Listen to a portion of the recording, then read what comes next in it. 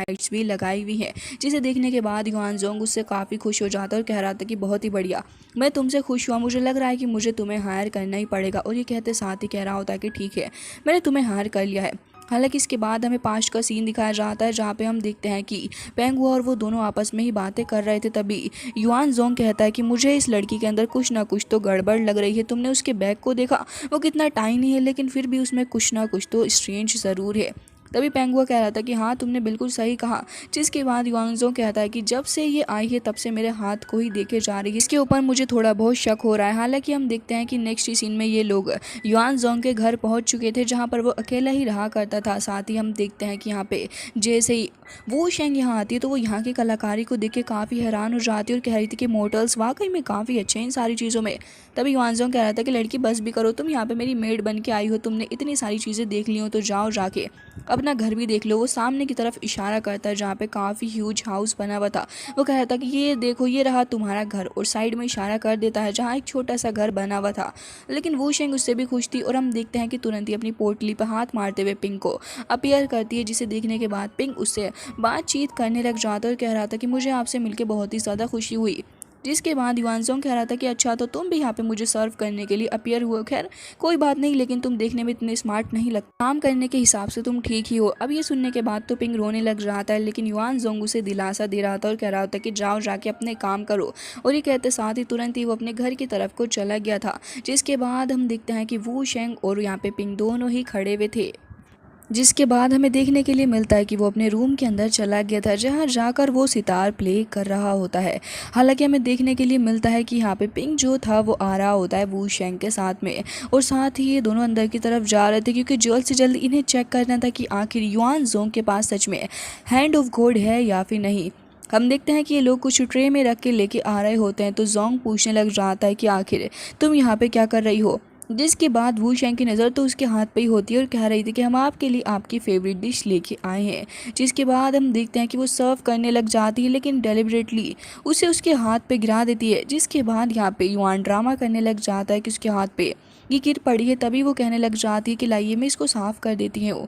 लेकिन युआनजोंग कहता है कि बस बहुत हो गया, और फिर तुरंत ही उसे फ्रीज करते हुए उसे अपने हाथ पर से झटक डालता है, जिससे कि लोग अब श्योर हो जाते इस चीज़ को ही चेक करने के लिए आए थे वो सच है। युआनजोंग उन्हें तुरंत ही वहाँ से भागने के लिए कह देता है, तो दोनों डर के मारे वहाँ से चले जाते हैं। तभी हम देखते हैं कि उसका एक खास बंदा यहाँ पे आ गया था और यहाँ पे युआन ने उसे चेक करने के लिए भेजा था कि पता लगाओ इस लड़की जी तैंग के बारे में, कि आखिर ये लड़की कहीं उन घोस्ट पीपल के साथ में तो नहीं मिली हुई जिन्होंने पहले भी युआन जोंग के ऊपर हमला करने की कोशिश की थी।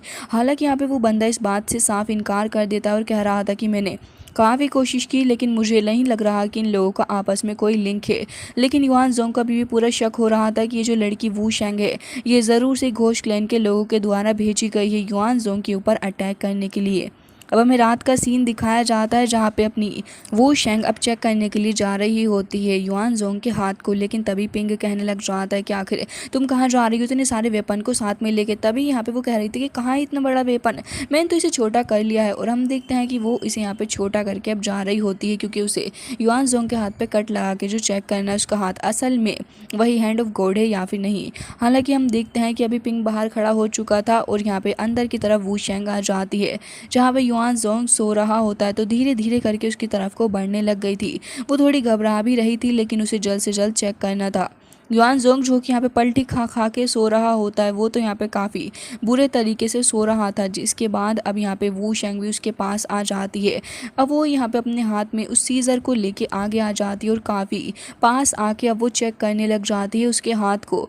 अब वो जैसे उसके हाथ को पीछे हटाती है और दूसरे हाथ से सीज़र के थ्रू कट लगा रही थी, तभी यहाँ पे अपना युआन जोंग जो था वो पलटी खा लेता है, जिससे कि यहाँ पे अपनी वू शेंग पूरे ही तरीके से अब कुछ भी नहीं कर सकती थी, क्योंकि उसकी बॉडी इतनी ज़्यादा हैवी थी कि वू शेंग मूव ही नहीं कर पा रही होती। अब वो लगातार कोशिश कर रही थी कि युआन जोंग के हाथ हटाने की, लेकिन उसके बाद तो वो पैर भी उसी के ऊपर रख लेता है, जिससे कि यहाँ पे वो बेचारी पूरे तरीके से फंस चुकी थी। पिंग सोच रहा होता है कि घोड़े सो के न जाने क्या क्या करना पड़ रहा है इन्हें। तभी हम देखते हैं कि यहाँ पे वो उसका हाथ हटाने की कोशिश कर रही होती है, लेकिन बेचारी से हाथ कहाँ हट रहा था, वो तो हिल भी नहीं रहा होता, जिससे कि यहाँ पे वो काफ़ी स्ट्रगल कर रही थी। युआन जोंग मन ही मन कह रहा था कि देखता हूँ आखिर तुम कब तक इससे स्ट्रगल करोगी। और ऐसे ही करते करते काफ़ी वक्त निकल जाता है। पिंक तो सो गया था इंतज़ार करते करते, और हमें देखने के लिए मिलता है कि वो शेंग भी सो ही जाती है। अब यहाँ पे जैसे ही अपना युआन जोंग देखता है तो वो कह रहा था तो क्या ये सच में ही सो गई है। और जैसे ही वो देखता है कि हाँ ये असल में सो गई है, तो फिर वो काफ़ी क्लोज आ जाती युआन जोंग के। युआन जोंग उसकी ब्रेथ को फील करवा रहा था और वो उसकी ब्यूटीफुल से फेस को देखता है, जिसे देखने के बाद तो यहाँ पे वो काफ़ी शाय सा फील करने लग गया था। और सबके फोक्स ईयर भी अपीयर हो जाते हैं, और हम देखते हैं कि यहाँ पे काफ़ी ज़्यादा करीब वो शेंग उसके आ जाती है, जिससे कि वो थोड़ा एंशियस भी फील कर रहा था। पूरी रात ऐसे ही निकल जाती है, जहाँ पर सुबह होती है तो वो शेंग की आंखें खुलती है और वो नोटिस करती है कि उसके ऊपर एक ब्लैंकेट पड़ा हुआ है, साथ ही युआन जोंग यहाँ नहीं है। मतलब कि युआन जोंग को उसके बारे में थोड़ी बहुत खबर तो लग ही चुकी है कि ये लड़की कुछ ना कुछ उल्टा सीधा करने की कोशिश कर रही है। अब वो शेंग जैसे ही अपने बिस्तर पे से उठती है तो वो नोटिस करती है कि सीजर भी सामने ही रखी है चेस बोर्ड के ऊपर, जिससे कि उसे पूरा ही शक हो जाता है कि हाँ युआन जोंग को उसके बारे में पता चल गया है। दूसरी ओर युआन जोंग एंड पिंगुआ दोनों ही यहाँ पे बैठे हुए गेम खेल रहे थे। तभी वो कहने लग जाता है कि तो क्या मैंने सही सुना है कि वो लड़की कल रात तुम्हारे रूम के अंदर गई थी और साथ ही तुम लोगों ने पूरी रात साथ में स्पेंड की। तभी वो कहने लग जाता है कि हाँ हाँ बिल्कुल, वो लड़की मेरे साथ में ही सो रही थी, लेकिन मुझे तो लग रहा है कि वो कुछ और ही करने की कोशिश कर रही थी मेरे साथ में। जिसके बाद पेंगुआ उसे कह रहा था कि बस भी करो, किस तरीके की डिस्गस्टिंग बातें तुम कर रहे हो। हालांकि हम देखते हैं कि पिंग एंड वूशेंग दोनों ही बाहर बैठे हुए काफ़ी परेशान हो रहे होते हैं, लेकिन तभी यहाँ पे वूशेंग के हाथ की ब्रेसलेट जो थी वो यहाँ पे एक छोटा सा पोर्टल क्रिएट कर लेती है, जिसके थ्रू यहाँ पे हमें सिस्टर हान जुन के साथ में ये पता चलता है कि यहाँ पे युआन जोंग जो है उसे अभी भी नहीं पता चला है। तो अभी वूशेंग को परेशान होने की ज़रूरत नहीं है इस बारे में सोच के कि आखिर युआन जोंग क्या कर रहा है और क्या नहीं। अब सिस्टर हानजुन कह रही थी कि जल्द से जल्द वापस आ जाओ, वो लड़का कोई ऑर्डिनरी पर्सन नहीं है, मुझे तो उसके ऊपर डाउट भी हो रहा है। जिसके बाद दूसरी ओर यान जोंग को दिखाया जाता है, जो कि यहाँ पे खड़ा हुआ अपने फ्रूट वगैरह खा रहा था। तो पैंग हुआ कह रहा होता है कि इस लड़की से केयरफुल रहो, मुझे तो डर लग रहा है। तभी यहाँ पे युआन जोंग कह रहा होता है कि तुम इतना ज़्यादा क्यों डरते हो, मैंने उस लड़की की डिटेल्स निकलवाई हैं। वैसे मुझे तो यही लग रहा है कि गोश्त क्लैन से बिलोंग करती है वो लड़की। पिंग भी अभी यही कह रहा होता है कि सिस्टर जल्दी करिए, लेकिन हम देखते हैं कि एक बार फिर से उसके हाथ पे जो थ्रेड था वो चमकने लग रहा था और वो उसी थ्रेड को देख रही थी। दूसरी साइड युआन जोंग अभी भी यही कह रहा होता है कि ब्रदर पैंग परेशान मत हो, वो लड़की मेरा कुछ भी नहीं बिगाड़ सकती, क्योंकि अगर उसे कुछ करना ही होता तो वो कल रात ही कर लेती। बट पैंग हुआ यही कह रहा होता है कि मुझे तो ये लग रहा है कि शायद से तुम उस लड़की को पसंद करने लगे हो।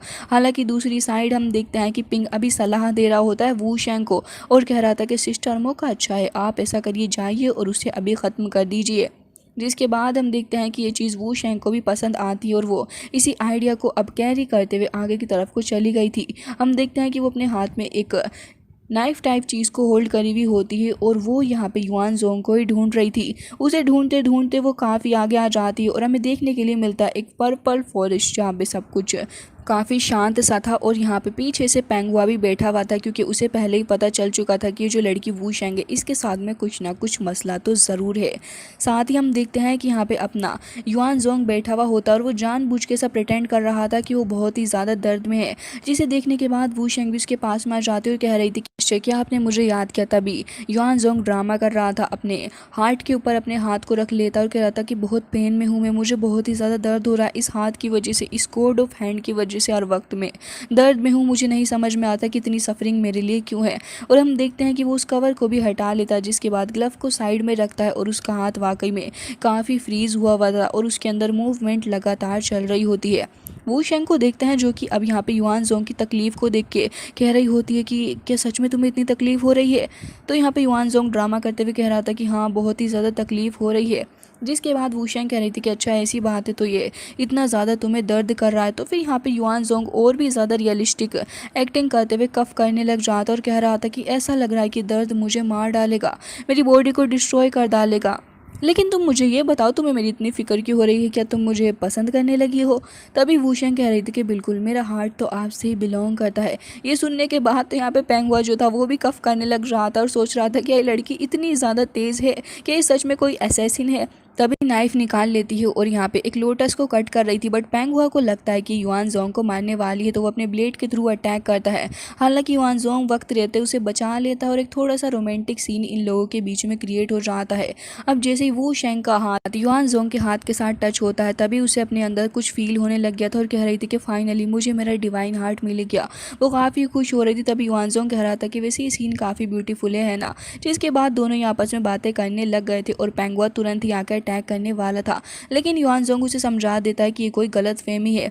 लेकिन इतनी ही देर में बाहर से कोई किसी तरीके का कोई सिग्नल भेजता है, जिससे कि युआन जोंग समझ गया था कि ज़रूर सही इस लड़की ने कुछ ना कुछ किया है और अपना सिग्नल भिजवाया उस बच्चे के हाथ। जिसके बाद वो शेंग कह रही थी कि अब मैं भी आपके साथ चल सकती हूँ। जोंग जो कि पहले से उसे एक गलत लड़की समझ के बैठा था, वो कह रहा होता कि हाँ तुम भी मेरे साथ ही चलो। और हमें दिखाया जाता है कि ये लोग तुरंत ही अब एक फॉरेस्ट के अंदर आ चुके थे, जहाँ पे हमें उसी लड़की की लाश देखने के लिए मिलती है जिसने कल ही यहाँ पे अपने युआन जोंग को न्यूज़ दी थी वू शेंग के बारे में। अब वो जैसे ही उसकी डेड बॉडी को देखता है तो फिर वू शेंग से कहता है तुम यहीं रुको, और तुरंत ही जाकर उसकी बॉडी को चेक करने लग गया था। लेकिन सडनली उसकी बॉडी डिसअपियर होती है और चारों ही तरफ से जोंग के ऊपर अटैक्स की बरसात होने लग जाती है। और हम देखते हैं कि यहाँ पे फाइनली जाके उस घोस्ट क्लैन का बंदा जाता और वो कह रहा था कि मैं तुम्हें चैन की मौत दूंगा अगर तुम मुझे वो हैंड ऑफ गॉड सौंप दोगे। तो हम देखते हैं कि वो हंटर के थ्रू अटैक भी करने लग जाता है, लेकिन युआन जोंग उससे तुरंत ही बचता है। जिसके बाद वो यहाँ पे उस बंदे के साथ में फाइट करने लग गया था। हम देखते हैं कि अपने हैंड ऑफ गॉड का इस्तेमाल करते हुए एक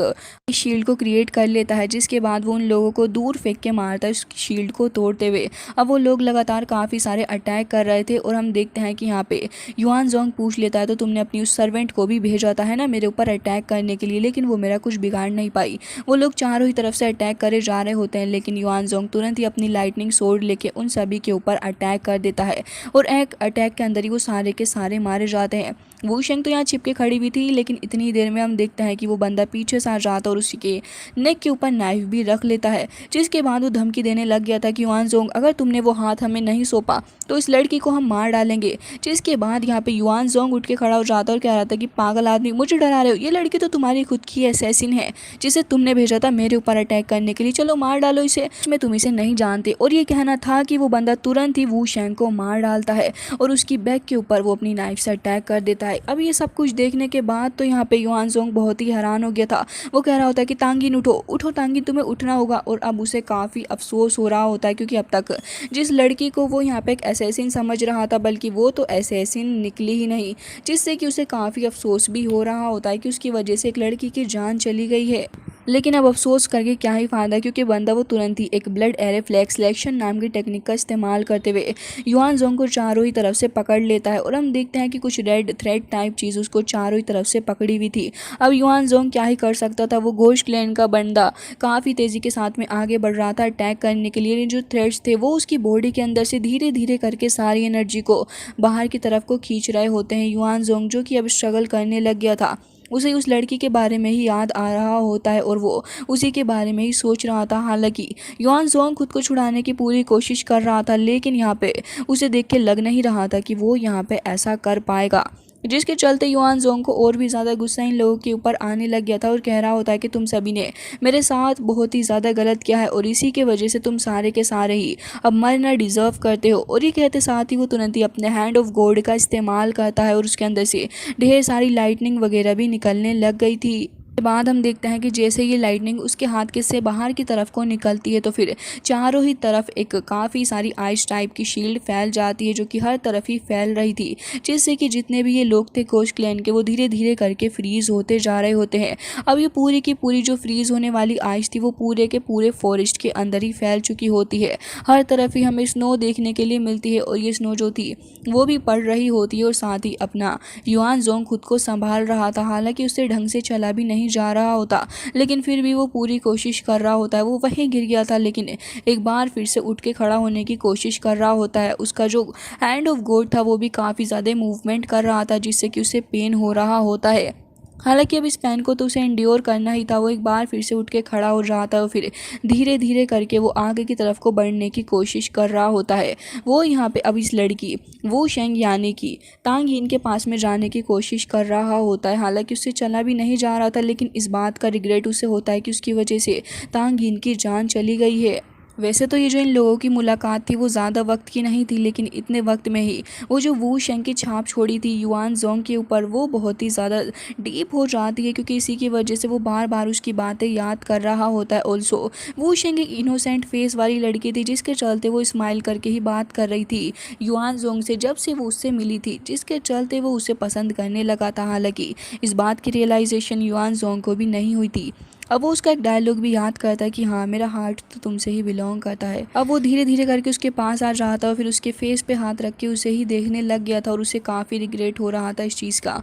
हालांकि युआनजोंग उठ के खड़ा हो जाता और कह रहा था कि मुझे माफ़ कर दो, मेरी वजह से तुम्हारे साथ ये हुआ। अगर नेक्स्ट लाइफ रही तो वाकई में मैं इस चीज़ को रीपे करूँगा। और बाद में हमें वो शेंग की शक्ल भी दिखाई जाती है जो कि पूरे ही तरीके से फ्रीज़ हो चुकी थी।